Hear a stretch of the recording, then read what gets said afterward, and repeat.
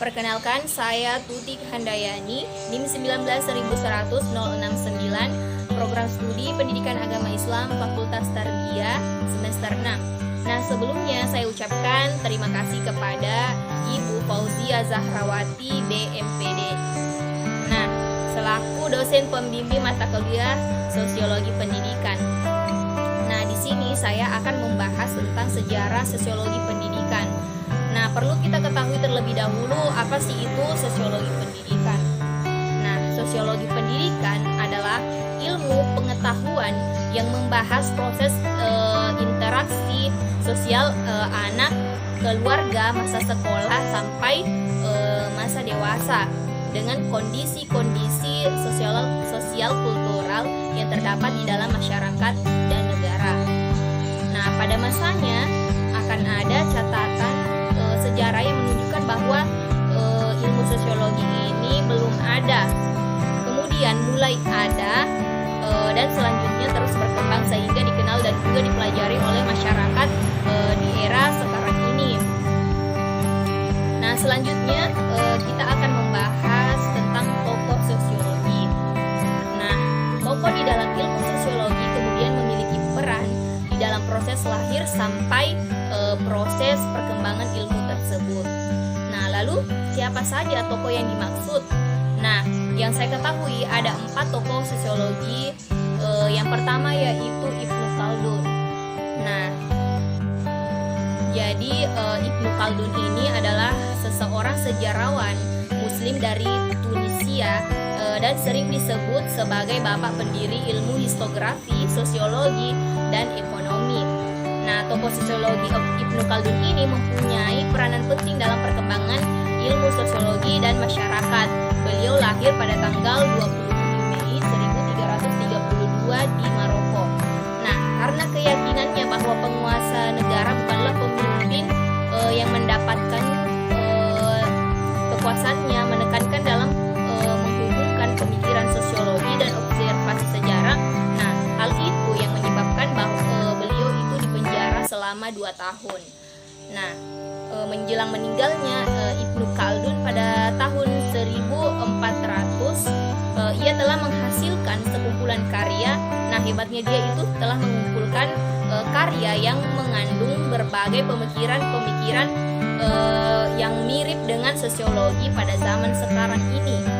Nah, adapun teori dari Ibnu Khaldun yang dapat kita petik dan perlu kita ketahui yaitu Ibnu Khaldun berpendapat bahwa Ashadia merupakan asas berdirinya suatu negara dan faktor ekonomis adalah faktor terpenting yang menyebabkan terjadinya perkembangan dalam masyarakat. Nah, adapun tokoh yang kedua yaitu Auguste Comte. Nah, Auguste Comte ini adalah jika membahas Auguste Comte pasti tidak asing lagi ya, maka dijamin nama Auguste Comte ini akan masuk ke dalam pembahasan kita saat ini. Nah, Comte dikenal dengan sebutan atau julukan Bapak Sosiologi, termasuk pendiri sosiologi sekaligus tokoh sosiologi klasik awal. Nah, Comte diketahui merupakan pria yang lahir sebagai keturunan bangsawan Katolik. Nah, Comte memiliki nama panjang Isidore Marie Auguste Francois Xavier Comte dan lahir 17 Januari 1798. Nah, di Montpellier di Paris ya.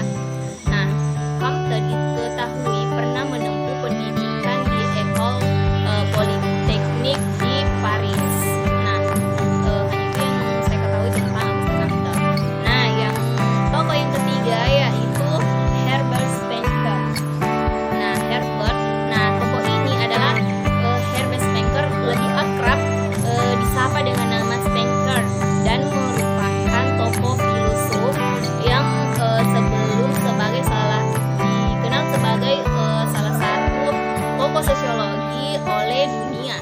Nah, ia pernah berkecimpung di bidang lain, pokoknya ada Spencer yang lahir pada 27 April 1820 di Derby, Inggris. Ia diketahui sempat bekerja sebagai seorang insinyur di Birmingham memasuki tahun 1858. Nah, ketertarikan dengan ilmu sosiologi ia membuatnya mempelajari dengan seksama. Dalam proses pembelajaran tersebut, Spencer berhasil mempublikasikan sejumlah banyak buku sosiologi. Nah, seperti The Descriptive Sociology yang terbit antara tahun 1873 sampai 1881.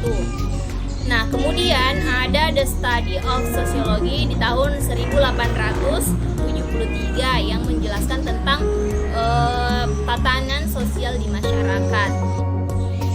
Nah, buku-bukunya itu kemudian menjadi buku panduan perkuliahan di sejumlah perguruan tinggi terkemukakan di Inggris, seperti Princess of Sociology yang menjadi panduan beberapa dosen di Oxford University.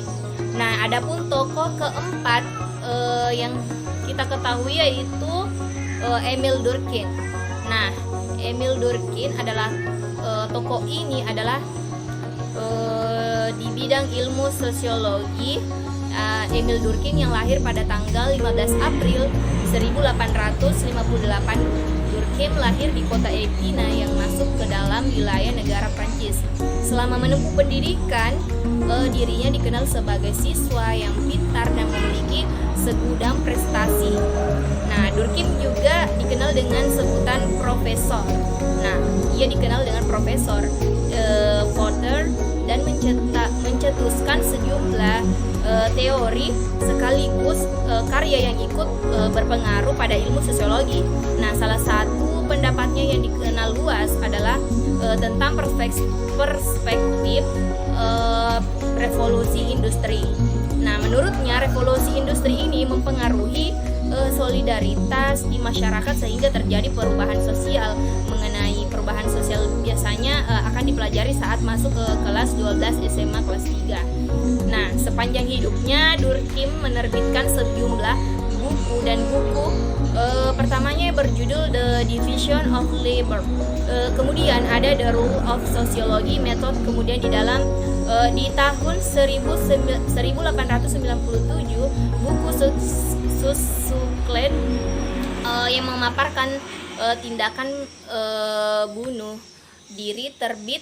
Nah, disitulah banyak buku-buku yang telah diciptakan oleh tokoh sosiologi ini yang dapat dijadikan sebagai referensi oleh dosen-dosen dan mahasiswa di perguruan tinggi. Nah, selanjutnya kita akan membahas tentang tokoh-tokoh sosiologi pendidikan. Nah, sejarah berdirinya sosiologi pendidikan tidak terlepas dari para tokoh-tokoh pendirinya. Nah, diantaranya yang pertama adalah Lester Frank Ward. Nah, ia dikenal dengan nama Ward.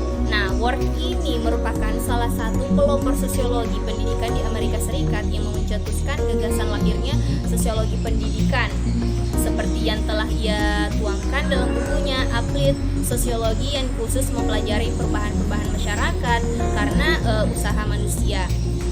Adapun